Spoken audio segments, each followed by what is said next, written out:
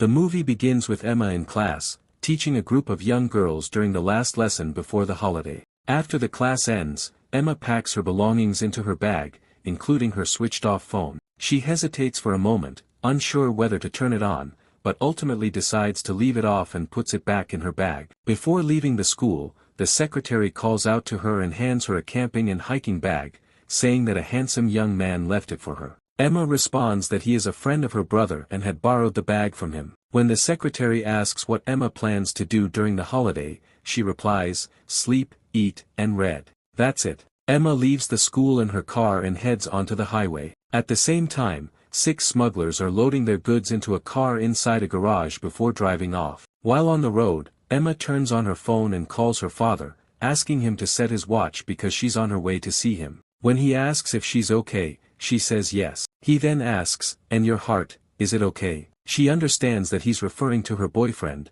who seems to be the reason she's upset. She tells him her heart is still beating. He says he's ready to go beat the guy up right now, but she asks him not to say that again and ends the call with, I love you. On the same road, the gang leader Bossman tells Pete, who's driving beside him, to turn right. Pete agrees but looks extremely nervous. Bossman tries to calm him down, telling him that everything is hard in the beginning and that it's his first time. While Emma is driving, she receives a WhatsApp message from her boyfriend saying, I want to talk to you. She thinks for a moment, then pulls over and replies, I saw you punching that man in the face with your fist, and you know I don't like violence. He responds, he hit me first. I was defending myself. She tells him she wants a man who is forgiving and says this will be the last time she replies to him. Then she gets back in her car. Meanwhile, a highway patrol officer gets out of his police car to eat his sandwich and take a short walk. He sees the smuggler's car approaching and stops them. Pete looks very nervous. When the officer asks for his driver's license, his hand trembles as he hands it over. The officer then asks him to open the trunk. At that moment, another car that was supposed to receive the goods arrives, carrying AJ and Buela.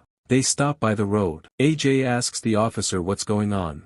The officer replies, nothing, move along. But AJ doesn't listen and gets out of the car. AJ, Buela, and Bossman overpower the officer. They take his belt with the handcuffs and gun, then hit him on the head with the weapon before throwing him into the trunk of his car. All 3 cars then drive off, with one of them driving the officer's car. They take a side road one after the other until they reach a small iron gate by the road. Bossman gets out to open it and signals the cars to enter one by one. This side road also happens to be Emma's path, but unfortunately, her car breaks down just before reaching the iron gate. When she tries to call her father, she finds there's no signal at all. Meanwhile, the gang members form a circle around the officer, whose face is covered with a cloth. Bossman hands Pete a gun and asks, do you know how to shoot? Pete says yes, but Bossman makes him practice first by shooting at a rock in front of him. Emma hears the gunshot and is shocked. She grabs an empty bottle from her car and goes looking for water. Back with the gang, they remove the cloth from the officer's head. Bossman tells Pete to kill him, blaming him for the trouble due to his nervous behavior. AJ objects, saying, we didn't agree on killing, but Bossman threatens him with a rifle, forcing him to agree out of fear. The officer begs them not to kill him, but in the end, Bossman forces Pete to shoot him. Emma sees the group gathered around the officer and remembers her father's words, the world we live in is full of evil. As soon as Pete fires the shot, Emma drops the glass bottle on a rock, and it shatters. The gang hears it and spots her. Bossman sends 2 of his men to catch her, but she runs, and they chase after her. Emma feels like she's entered a war zone. She recalls the advice her father gave her growing up, especially his words, never enter a fight unless you're sure you'll win. And if you can't win, run. She tries to escape, but when they catch her, Jay puts his arm around her neck to restrain her, while Buzz threatens her with a knife. She pleads, please, don't use violence. Buzz asks, are you here alone? She answers, yes, my car broke down. They take her to Bossman and the rest of the gang and tell them she's alone and her car isn't working. At the same time, the officer opens his eyes. Emma sees him, and he signals her to stay quiet. He starts crawling toward his car. When Bossman tells Pete, you'll be the one to kill her, Pete says he can't do it. Buela then suggests that before killing her, they use her for their pleasure. Bossman agrees and says, whoever wants to do it will be the one to kill her. Buela agrees. He takes her away from the group and pulls out a pair of handcuffs from the belt he took from the officer. He cuffs her to a metal barrel. At that exact moment, the officer drives off in his car, and everyone runs after it, shooting at the vehicle. Emma takes advantage of the chaos and tries to reach the belt with the keys to the handcuffs, lying on the ground beside her, using her foot. At the same time, Bossman heads toward the gang's car, pulls out a rifle with a scope, sets it up on a slightly elevated hill, looks through the scope, and fires at the officer's car, disabling it and bringing it to a halt. Emma successfully reaches the officer's belt, retrieves the keys, and unlocks the handcuffs. After running for a bit, she recalls her father's advice: everything around you can be used as a weapon. So she goes back, picks up the dagger that fell from Buela during his run, and continues fleeing quickly from the area. She makes it back to her car, grabs a small bag, opens the trunk, takes the camping bag, and runs away, looking cautiously behind her. She climbs over a wire fence and keeps running once she's on the other side. When the gang reaches the car, they find that the officer is dead, shot in the head. Bossman starts yelling at Pete, "If he had escaped, I wouldn't have spared you." Then he tells Buela to go back and finish Emma off. But of course, when Buela returns, Emma is gone. When Bossman finds out she escaped, he slaps Buela and says,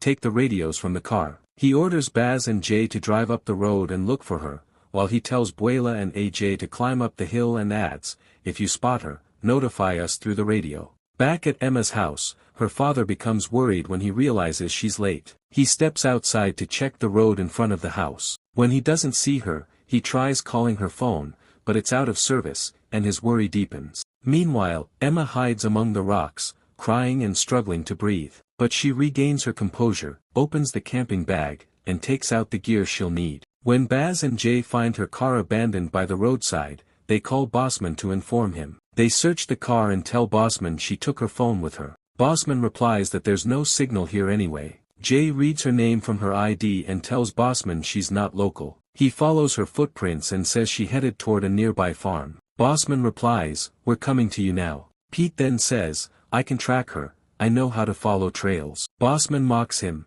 saying, "Great, finally, you're useful." Meanwhile, Emma continues running after grabbing the most useful items from the camping bag. Pete successfully tracks Emma's trail until they reach the wire fence. Bossman tells one of them to wipe away her footprints in the sand so no one else can follow them. Pete leads them to the spot between the rocks where Emma had rested. When they find the camping items, they realize she had been there and that they're on the right track. Emma sees them approaching through her binoculars. At the same time, a man driving down the same road notices Emma's car parked by the side. He stops, sees her name on the ID that Jay forgot to take, and realizes it's Emma. He calls out for her, but when there's no response, he tries calling the police, but there's no signal. So he gets in his car and drives off. Later, it's revealed that this man is her father's friend and knows her. He drives until he reaches an area with cell coverage and calls her father to tell him what he saw. Her father replies, "I'm on my way." Emma, realizing her footprints are clearly visible on the ground,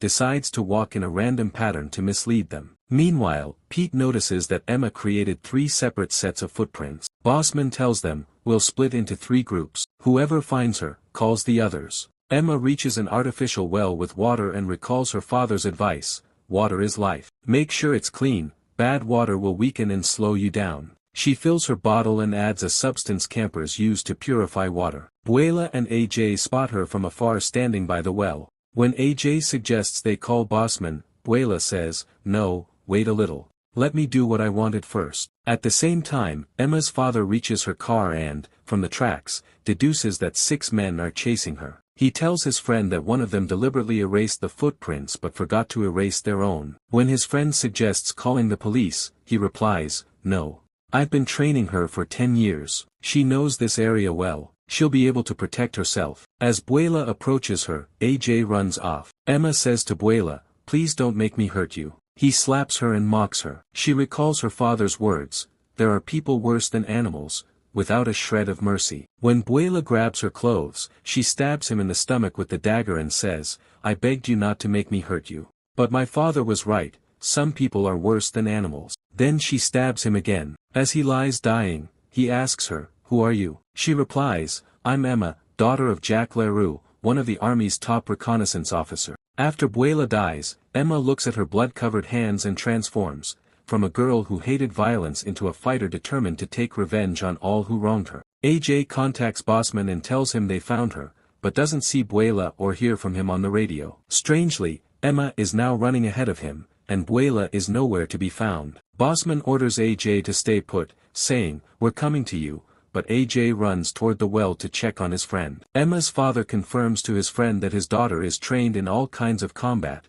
except shooting. She never wanted to learn. He tells him she'll only resort to violence if forced, and then drives off. When AJ reaches Buela and finds him dead, he's shocked. He radios Bossman and tells him Emma killed him. Bossman furiously yells, "Check for his weapon and radio." When AJ searches, he finds neither and reports that back. Bossman, along with Jay, Baz, and Pete, rush to the location. He orders AJ to fire a shot in the air to reveal his position. AJ fires, and the group runs toward him. At the same time, AJ starts running to reach Emma and avenge his friend's death. When Bossman and his group reach the well, they drink some water, then continue the pursuit. Emma reaches a rocky mountain and climbs it quickly. At the summit, she uses her binoculars and sees them closing in, so she lies flat. When AJ reaches the mountain, Emma drops a rock on him from above, and he falls to the ground. When she comes down to check on him, he grabs her legs and drags her down, trying to strangle her. She grabs his gun and shoots him. Then she takes his gun, and runs. When Bossman hears the gunshot, he tries to contact AJ through the radio,